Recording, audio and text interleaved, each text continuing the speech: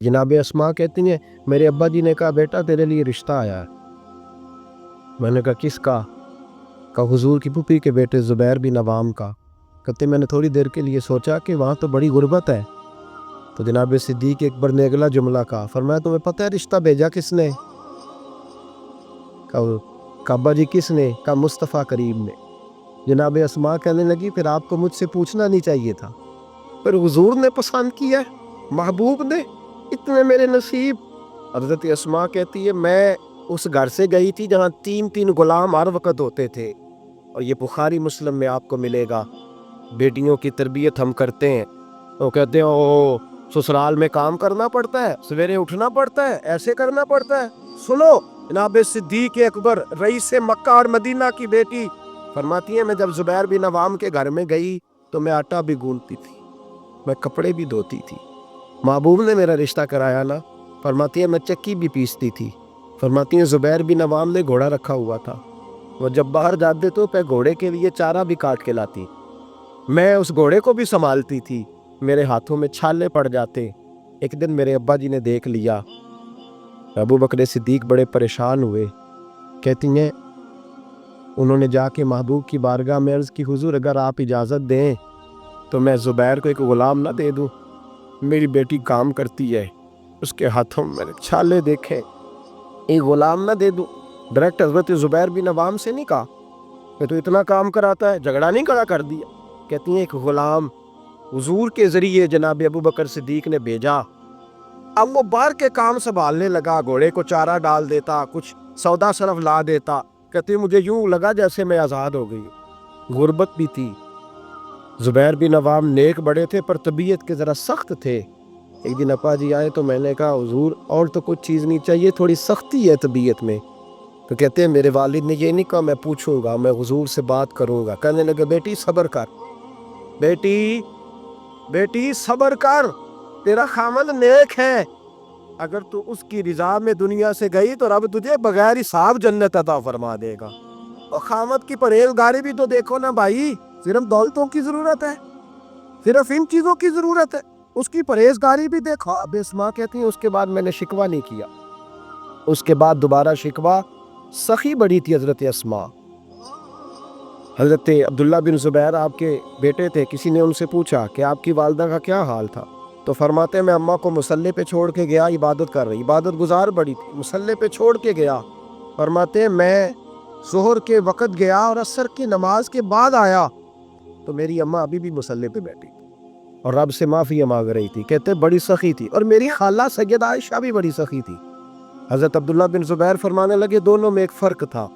हज़रत आयशा जब सखावत करती तो कुछ पैसे जमा कर लेती, एक हफ्ते के पैसे जमा करके जोड़ के कहती चलो किसी गरीब का कुछ बन तो जाए, लेकिन हज़रत अस्मा रखती नहीं थी, कहती थी रोज़ ही देने हैं, चाहे एक दिनार आरी में मौजूद है। जब उनसे पूछा गया ऐसा क्यों करती हो, तो कहती है मैं एक दिन नबी बाग की बारगाह में ना कुछ पैसे देने लगी तो मैंने 2-3 दफ़ा गिने, कहा हुजूर जी कुछ दिनार रख ले। तो महबूब फरमाने लगे अस्मा अल्लाह के रस्ते में गिन गिन के न दे, वरना वो भी तुझे गिन गिन के ही देगा, तो उसके रास्ते में बेहिसाब दे, वो भी तुझे बेहिसाब ही अता फरमाए। और बचा बचा के ना रखा कर, दे दिया कर, तू उसके रास्ते में देती रह, रब भी तुझे देता ही रहे। हम चूंकि गिन गिन के देते हैं ना, इसलिए हम इस फलसफे को समझते नहीं। गिन गिन के दोगे तो गिन गिन के मिले, बेहिसाब दोगे तो अल्लाह भी बेहिसाब ही देगा। हजरत अस्मा की सखावत, परहेजगारी। फरमाती हैं कि मैं जब मदीना मुनव्वरा हिजरत करके सब लोग चले गए तो मुसलमानों के घर में ना बेटियां ही पैदा होती थी, तो यहूदी औरतों ने शोर कर दिया कि हमने जादू कर दिया, इनके यहाँ बेटा नहीं हो सकता। तो जनाब अस्मा बिनते अबी बकर सिद्दीक रदी अल्लाह ताला अन्हा फरमाती हैं सबसे पहला बेटा मदीने में अल्लाह ने मुझे अता फरमाया। कहती है मैंने कहा जाओ इसके नाना को खबर करो, नाने दादे प्यार ज़्यादा करते हैं, नानियाँ दादियाँ प्यार ज़्यादा करते। तो कहती हैं कि मैंने ना कहा जाओ नाना को खबर करो, तो कहते जनाब सिद्दीक एक पर दौड़े आए तो पहले दिन का बच्चा ही उठा के ले गए। अब्बा जी बात तो सुने, मत ठहर जा सुन लेते। कहते लपेटा मेरे अब्दुल्ला को ले गए और सारे मदीने की गलियों में शोर कर ओ यहूदियों निकलो बाहर देखो, तुम कहते थे जादू कर दिया है, अल्लाह ने हमें बेटा अता फरमा दिया है, देखो अल्लाह ने बेटा दिया। कहती फिर सारा मदीना घुमा के ना तो मुस्तफ़ा के पास ले गए। کہا یا رسول اللہ دیکھیں اللہ نے نواسا دیا. کہتی ہے میرے بیٹے ابھی میں نے دودھ بھی نہیں پلایا تھا, میں نے کہا لے گئے ابا جی اور واپس بھی نہیں لائے. کہتے ہیں حضور کے پاس جب لے کے پہنچے تو نبی پاک نے کھجور منہ میں رکھی, اسے دانتوں کے ساتھ اس طرح چبایا کہ ذرے ذرے میں حضور کا لعاب دہن شامل ہو گیا. وہ کھجور حضور کے لعاب دہن میں گویا گون دی گئی. فرماتی ہیں اس کو نکال کے تو محبوب نے میرے بیٹے کو گڈی عطا فرمائی, عبداللہ نام رکھا. حضرت اسماء کہتی ہے جب واپس آئے میں نے کہا ابا جی میں نے تو ابھی اسے دودھ بھی نہیں پلایا تھا. تو کہنے لگے مبارک ہو, اس کے سینے میں جو سب سے پہلی غذا گئی ہے وہ میرے نبی کا لعاب دہن گیا ہے. حضرت عبداللہ بن زبیر جوان ہوئے, ابھی 7-8 سال عمر کی تھی کہ تو ان کے والد حضرت زبیر بن عوام حضور کے پاس لے گئے. کہنے لگے یا رسول اللہ اسے بیعت بھی کر دی. محبوب کا بیعت بھی کرا دیا. مسلمان تو پہلے ہی تھے, مسلمانوں کے گھر میں یہ وہی بیعت ہے جو ہم اپنے مشائخ کے ہاتھوں پہ کرتے ہیں. اس کی اتنی اہمیت ہے کہ حضرت زبیر بن عوام نے 6-7 سال کا بچہ بھی محروم نہیں رہنے دیا. حالانکہ کلمہ تو وہ شروع سے پڑھتے تھے. یہ بیعت اگر کلمے کی ہوتی تو وہ تو پہلے پڑھ رہے. یہ وہی بیعت ہے جو ہم اپنے بزرگوں کے ہاتھوں پہ کرتے ہیں کہ کوئی بندہ بغیر مرشد کے اور بغیر پیر کے رہ نہ جائے. حضرت زبیر بن عوام نے بیعت بھی کرا دیا. فرماتی ہیں آپ یہی بچے جوان ہوئے. حضرت زبیر بن عوام تو جلدی بھی سال کر گئے. حضرت عبداللہ بن زبیر فرماتے ہیں میری اماں کی عمر 100 سال کے قریب ہوئی, نابینا ہو گئی تھی دونوں آنکھوں سے. میں کپڑے لا کے دیتا تھا تو حضرت اسماء کا طریقہ یہ تھا کپڑے کو ہاتھ لگا کے دیکھتی. 100 سال کی بوڑھی اماں ہاتھ لگاتی, کہتے بیٹے باریک ہے. محبوب نے بیویوں کو چھپ کے رہنے کا حکم دی ہے, ان کو نہ تھوڑا موٹا کر کے لا. کہتے اماں جی آپ نے ہاتھ سے دیکھا ہے, صحیح ہے آپ پہن لے. کہتے میری اماں رو پڑتی. کہتے بیٹا بی کا زیور اس کا پڑتا ہوتا ہے, تو مہربانی کر مجھے موٹا کپڑا لا کے دے تاکہ میں اپنے آپ کو چھپا کے رکھوں. میں نے چھپ کے زندگی گزاری ہے, میں چھپ کے اللہ کی بارگاہ میں جانا چاہتا ہوں, مجھے پردے دار رہنے.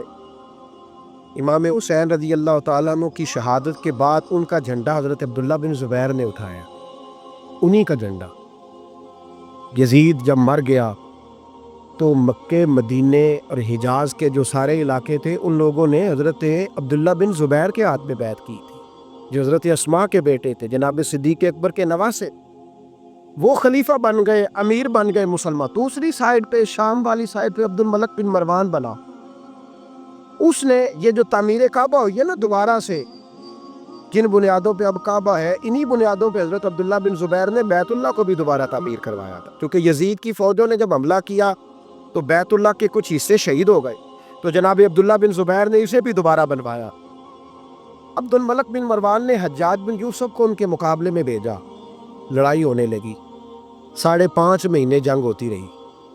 حضرت عبداللہ بن زبیر کی فوجیں کچھ تو شہید ہو گئے لوگ, کچھ بکھر گئے, آپ اکیلے رہ گئے. کہتے میری 100 سال کی بوڑھی اماں, میں اماں سے مشورہ کرنے آیا, حضرت اسماء سے. بچے اس لیے بزدل ہوتے ہیں کہ باپ انہیں دلیری سکھاتا ہی نہیں. کہتے 100 سال کی بوڑھی اور نابینا اماں, کیوں نہیں بچے جہاد کے لیے تیار ہو رہے؟ مائیں کہتی ہیں شاید گھر میں رہیں گے تو موت نہیں آئے گی, شاید ہی اندر رہیں گے تو بچ جائیں گے. فرماتے 100 سال کی بوڑھی اماں سے جا کے کہا اماں اب تو میں تقریباً اکیلا رہ گیا ہوں, کیا کروں؟ تو کہتے میری ماں کہنے لگی حضرت اسماء بیٹے پہلے تو یہ بتا کہ تو حق پہ ہے کہ نہیں. کہ میں نے کہا اماں ہوں تو میں حق پہ. تو کہنے لگے جا پھر میدان میں کھڑا ہو جا اور جا کے لڑ, جب تک رب کو منظور ہوگا تجھے زندگی دے گا. اور بیٹا یاد رکھ جسے شہادت ملتی ہے اسے بھی اللہ کی مدد کے ساتھ ہی ملتی, شہادت بھی اللہ کی مدد سے ملتی ہے, میدان میں جا. یہ کہتے میں نے اپنی اماں سے کہا اماں یہ جو حجاج ہے بڑا ظالم ہے, سنا ہے جب کسی کو قتل کرتا ہے تو لاش کے ٹکڑے ٹکڑے کر دیتا ہے, دودھ سارا کاٹ ڈالتا ہے. تو کہتے میری اماں میرے کندھے پہ تھپکی دے کے کہنے لگی بیٹے بکرے کو صرف ذبح ہوتے وقت تکلیف ہوتی ہے, جب اس کھال اتاری جائے تو کوئی تکلیف نہیں ہوتی, جب اس کا گوشت بنایا جائے تو کوئی. تو بیٹے گھبرانا نہ, رہنا میدان کے اندر, دیکھنا میں تجھے بھاگتا ہوا نہ سنوں, جا میرا بیٹا اللہ تیری مدد کرے گا.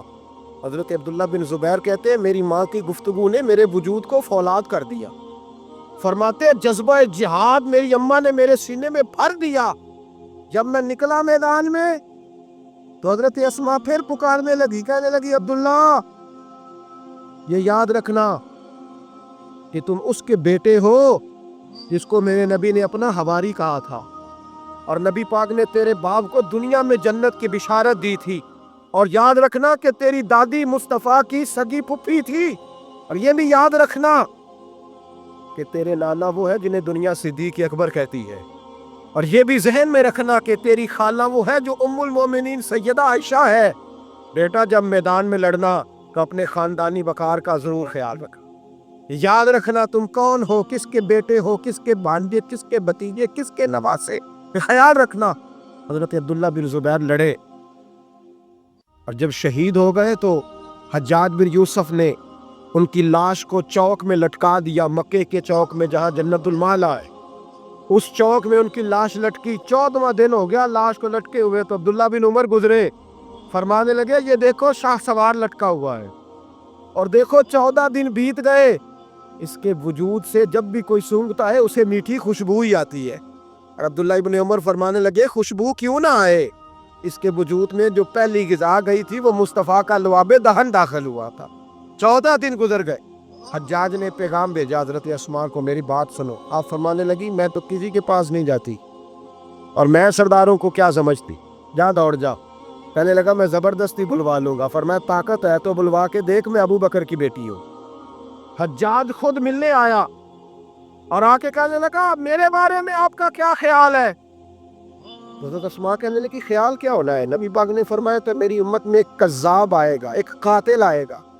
کذاب مختار سقفی تھا اور قاتل تو ہے۔ کہنے لگا تجھے پتہ نہیں چلا میں نے تیرے بیٹے کا کیا حال کیا؟ حجاج کہتے ہیں ایسا جملہ کہا حضرت اسماء نے کہ میری سوچ ہی بدل دی۔ میں نے کہا دیکھا میں نے تیرے بیٹے کا کیا حال کیا؟ تو حضرت اسماء کہنے لگی تو نے تو صرف اس کی دنیا خراب کی ہے، اس نے تو تیری آخرت خراب کر دی ہے۔ تو یہ سمجھ نہیں آئی، تو نے دنیا خراب کی، اس نے تو تیری آخرت خراب کر دی، ابھی تو سمجھا نہیں؟ کہنے لگا اماں تو بوڑھی ہے، تجھے شاید پتہ نہیں کہ تیرے بیٹے کی لاش لٹکی ہوئی ہے۔ تو کہتے ہیں حجاج کہتے ہیں حضرت اسماء کہنے لگی شکر ہے اللہ کا، شکر ہے اللہ کا، میرے بیٹا لٹک تو گیا ہے پر کسی ظالم کے آگے جھکا تو نہیں نا، شکر ہے اللہ کا۔ کہنے لگی شاہ سوار لٹکے ہی ہوتے، تو شاہ سوار ہوتے وہ سواریوں پہ ہی ہوتے، حجاج جا۔ حجاج بن یوسف کہتا ہے جب میں باہر نکلا تو بڑی بڑی تلواریں میرا سر نہیں جھکا سکی تھی، پر حضرت اسماء کے جملوں نے میری گردن جھکا دی۔ لوگ مجھ سے پوچھتے تھے فاتح کون ہے؟ آپ کے عبداللہ۔ تو حجاج کہتا ہے نہ میں اور دوسروں کو تو وہ ماننے کو تیار ہی نہیں تھا نا، کہتا ہے فاتح دیکھنا ہے تو وہ ابو بکر کی بیٹی اندر بیٹھی ہے، وہ سب سے زیادہ فاتح، وہ فاتح ہے جس کا حوصلہ جوان ہے، جس کے سینے میں ایمان کی قوت تگڑی ہے، جو آج بھی ان اصولوں پہ قائم ہے جو مصطفیٰ نے دیے تھے۔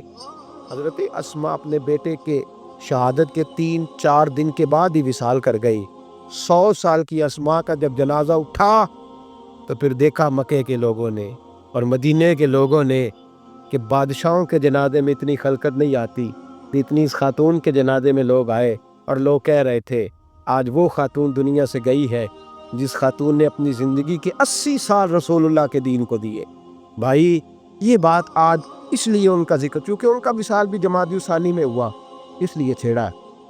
اپنے گھروں کے اندر ہم نے تربیت کا، بیٹیوں کی تربیت کا وہ والا ماحول بنانا ہے جو حضرت اسماء بنت ابی بکر کا تھا۔ ہماری بچیاں کہتی ہیں دکھ ہی بڑے تھے، غربت ہی بڑی تھی، ساری زندگی ٹینشن کی نظر ہی ہو گئی، ہم کیسے جمع ہوتے۔ وہ تو امیر گھر سے غریب گھر میں آئی تھی، غربتوں کی ٹینشن نے کبھی انہیں پریشان نہیں کیا، بلکہ ان کے ایمان کو جلا بخشی، توانا رہیں۔ جب مائیں حضرت اسماء جیسی ہوتی ہیں تو بیٹے حضرت عبداللہ بن زبیر جیسے پیدا ہوتے ہیں، اتنے تگڑے اور دلیر بیٹے پھر دنیا کو ملتے ہیں۔ اپنی بچیوں کی تربیت کریں، سارا دکھ روٹی کا ہی ہے، دولت کا ہی ہے، جائیداد کا ہی ہے، کھانے پینے کا ہی ہے، اور بھی غم ہے زمانے میں محبت کے سوا، کچھ اور بھی توجہ کریں بھائی، یہ تو ایک جوز ہے، تو ایک جوز ہے صرف زندگی کا، باقی ساری زندگی تو آگے بڑھی ہوئی ہے۔ ان کی تربیت کریں، اصل نہج پر انہیں سمجھائیں۔ حضرت اسماء نے روشن کردار ادا کیا، تقوی، پرہیزگاری، عبادت، سخاوت، رسول اللہ کی نوکری، نبی پاک کی کامل محبت، اپنے بچوں کی تربیت، حضور کی ہر بات کے ساتھ وفا ان کا ترہ امتیاز رہا۔ وہ ہمیں سبق دے کے گئیں اگر دنیا میں زندہ رہنا ہے تو محبوب کے بن کے رہو، زندہ رہو گے، تابندہ رہو گے، پائندہ رہو گے، ہمیشہ مدحت خیر الانام میں گزرے، دعا ہے یہ عمر درود و سلام میں گزرے، آخر دعوانا